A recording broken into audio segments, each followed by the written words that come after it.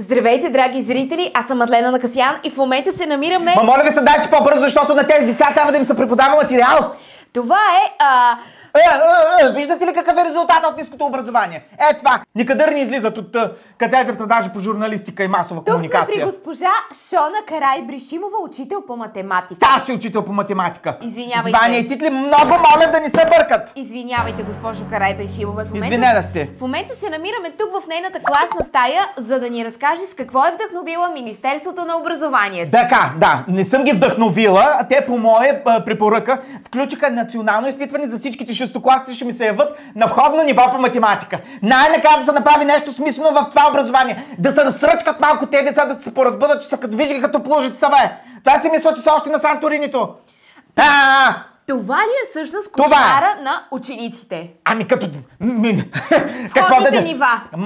Да, като не са си налягали парцалите цяло лято, нещо смислено да направят, това ще е кошмара. Можеха, примерно, да си лягат, примерно, с един чертеж на геометрична задача в съзнанието да им се набие. Може с по една формулка за съкратено умножение, така, да се събуждат сутрин, да си ги напишат горе на тавана, бе.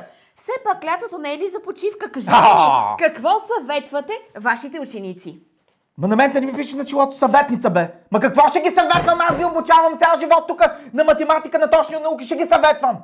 Съвета някъде другаде. Добре, кажете нещо, с което да ги изнервя успокоите да се справят по-добре. Какво да ги успокоявам? Ми ще се справят. Как трябва да се справят?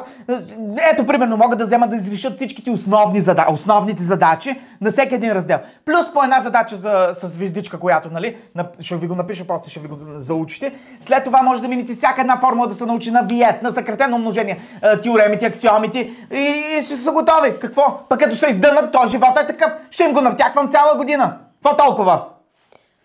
Вау! Това ли всъщност беше вашето успокоително слово към тези деца? Как се казваш ти, бе, никадърницо? На мен на челото ми да пише ли Валериан Ментаглок, че ще ги успокоявам? Няма какво да ги успокоявам. Да сядат, да решават задачите. Друга седмица ще му мислят. Както виждате, драги зрители, положението тук в класната стая по математика е... Взривоопасно!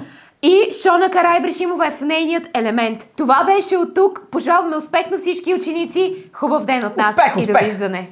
Успех!